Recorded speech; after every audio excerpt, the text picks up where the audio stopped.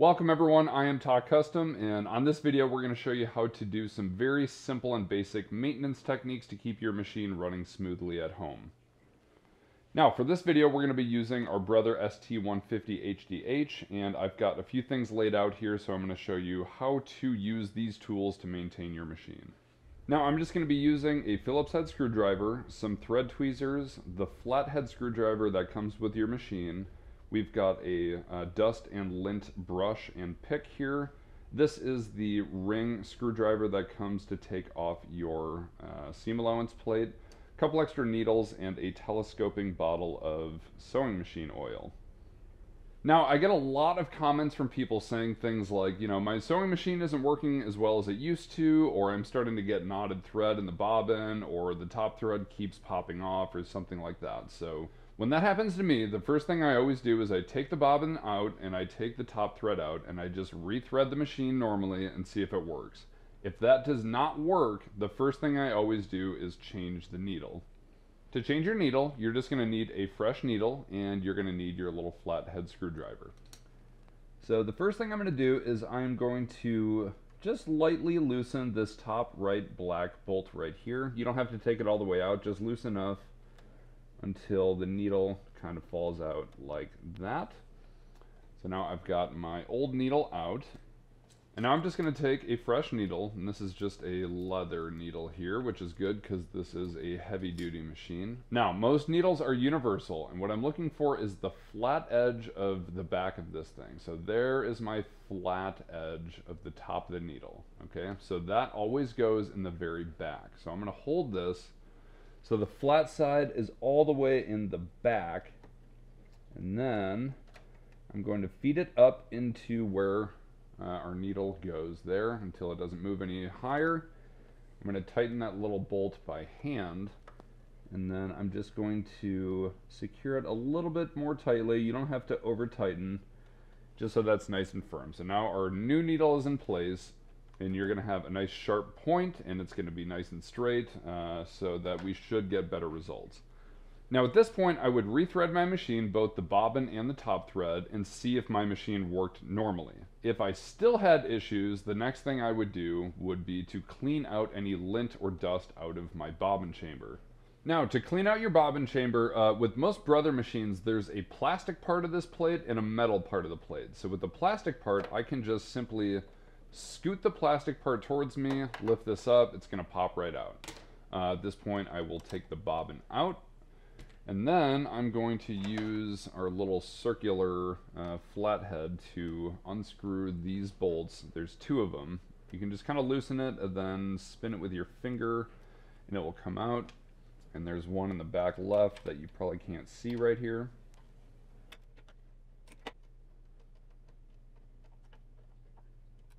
Now once you've got your bolts out, this will just kind of lift right up and we can pull this out. So this is a fairly new machine and I've only been using it for a few months, but I can already tell there's quite a bit of lint and dust in there. Some of my other machines are much worse than this, but this doesn't look too bad. Anyway, before I start cleaning this out, I want to take my bobbin harness out. So this will just lift right up and out, and I'm going to set this aside for right now. Now this part in the middle that holds the bobbin harness is what spins around in a circle when our machine is running. So if I turn my crank by hand, I can see that that's spinning like that, and that's how the machine's going to work. And there is plenty of dust in there that I want to clean out. For this part I don't recommend using compressed air because you can sometimes just blow things in other areas of your machine. The brush on this usually has a little bit of kind of like a static thing going on, so your fuzz and lint is going to stick to it, which is really nice. You can just kind of brush it, it's going to stick right to the bristles of this, and then I can just clean this out everywhere that I need to.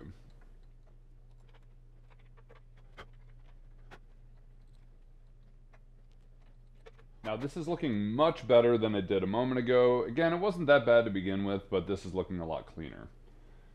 Now once I've disassembled all this and cleaned this out, I like to take my sewing machine oil, and this has this little telescoping nozzle here, which is really nice for getting into some difficult to reach areas. So I'm going to pop the little cap off this here. Now right here, there is a bearing around here. And when I turn the wheel, this is the part that spins. And if you don't oil this regularly, it can kind of slow down your machine.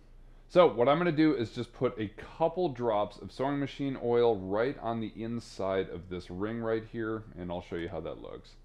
Now I've got my little telescoping thing here, so I'm just going to kind of squeeze the bottle, and a couple of drops are going to come out. You don't need to over oil this. Should be fine just like that. Kind of spread it around. Now I'm going to just turn this by hand a few times to try to get the oil kind of around that bearing, and then I can actually put the presser foot down and run this with my foot.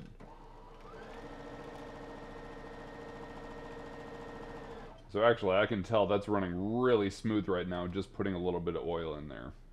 Alright, now it's time to reassemble our bobbin chamber. And before I did that, I wanted to point something out. So this is what holds our bobbin in place. And I get a lot of people saying, my bobbin tension is super loose and I can't get it to work properly. If you need more bobbin tension, if you look right here on the front side, there's two screws. This one's covered in green and that one's not going to move. The one on the right here, if you tighten that, that is going to tighten your bobbin tension. The tension wheel at the top of your machine is not going to tighten this. So you need a very small screwdriver to tighten this little bolt just a little bit, to add a little bit more resistance so that you've got a tighter stitch. Now, once you've got that all set, there's a little triangle kind of right where my pinky is here. And this is going to rest right up against this metal rectangle of metal right here. So you know your bobbin casing is oriented properly if this little triangle runs into that and it doesn't move. And if I turn my wheel, I can see that my bobbin harness is not moving at all, okay?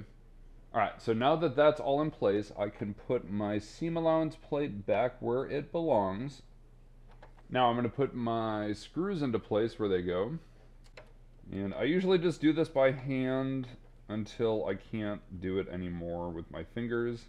And then once they're almost tight, I just give them a little bit extra tension with this little screwdriver here. So our plate is nice and solid, and now I can just take the plastic part of our plate and kind of put this towards the front of myself, and this will just slide right underneath the metal part, snap into place like that, and now we are reassembled. So now I can pop this open, take my bobbin, and thread it back in here just like normal. And pretty much all Brother machines work like this, so you shouldn't have an issue with that. Alright, so at this point, if my machine was having issues, I would once again rethread my machine and do a test stitch to see if everything was working. If there's any other issues or something is not functioning properly, there's one last thing that I would do. Now, the first thing I'm going to do is turn off and unplug my machine. Alright, now I'm going to turn my sewing machine around to the back, and we are going to be looking directly at this little bolt right here. Alright, so I'm going to use my Phillips head to loosen this screw right here. And then once that's out, this whole cover should just easily slide right off. Now, I'm going to turn this so that we are looking at the front of the machine. Okay, so this is going to be kind of challenging for me to explain because this machine is so new and it's really clean in here. But if you're having problems where your top thread is snapping, generally it's because there are loose threads stuck in your uptake. This right here is the uptake hook. So this happens a lot in my embroidery machines. So what I usually end up doing, if I notice anything in this whole slot right here of any loose threads or lots of fuzz or anything like that, I'll take my thread tweezers and I'll go and I'll grab them and I'll pull them out, and sometimes they really get clumped up in there.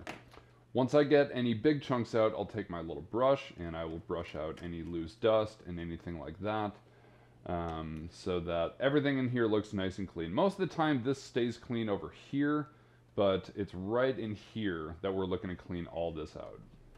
Okay, so generally while I have my machine open this way, I'm going to oil the inside too. And there's one very specific part that needs to be oiled. So I'm going to try to zoom in here. And most machines have a bearing that is right here. And I'm going to turn the wheel so maybe you can see it kind of pivot. If you can see it moving, we are looking at that big black bulb that's coming down right there, right? Okay, so I want to get some oil in there because that is the part that turns when you're either turning by hand or using your foot. Okay, so this is another situation where having a telescoping bottle of sewing machine oil is really nice. So what I'm going to do is I'm going to kind of telescope this up, and I'm just going to put a couple of drops of oil right on the top. I really hope you guys can see this. I'm sorry, it's really hard to show this with a camera on the inside of a sewing machine, but I'm doing my best here.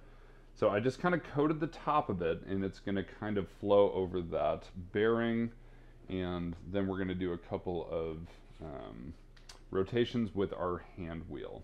Now again, it's going to be just impossible for you guys to see it, but I'm going to just turn this by hand a few times to try to get that oil all the way around that bearing, and then I'm going to plug this in and run it with my foot.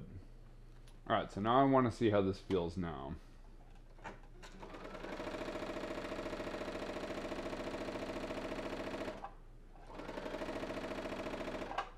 Seems pretty good to me, sounds good, feels good. Alright, so now once again I'm going to turn this around backwards, and I'm going to take our little arm cover and just try to do my best to match this up the way it's supposed to fit. There we go.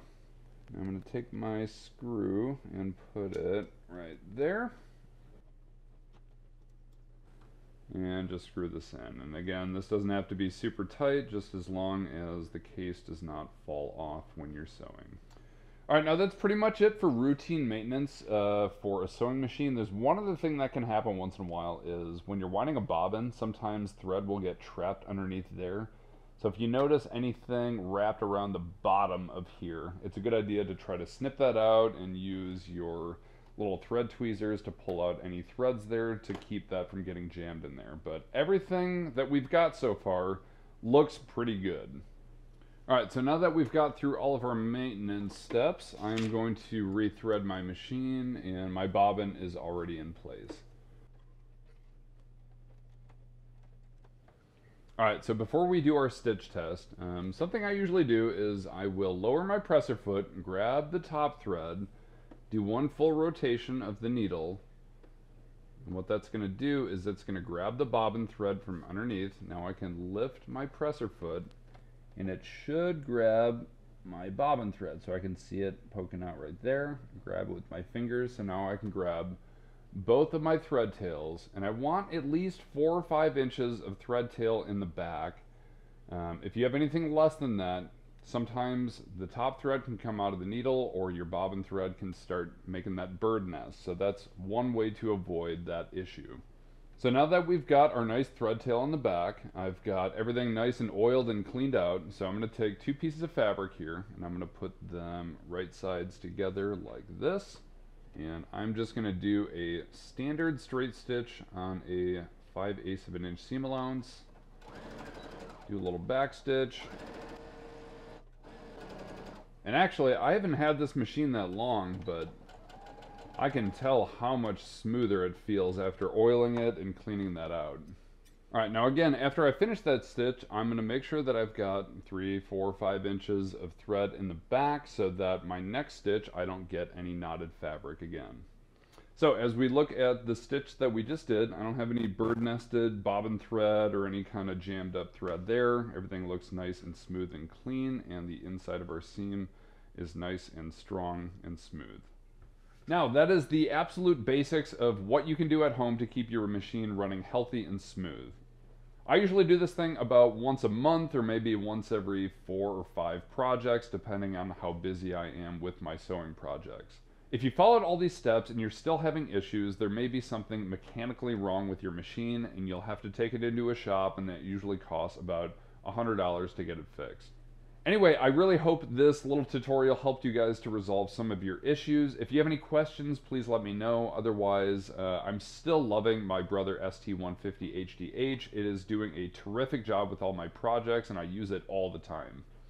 I'd like to invite you guys to visit my website at tockcustom.com, where you'll find lots of other sewing tutorials and resources to help you guys get started with lots of projects.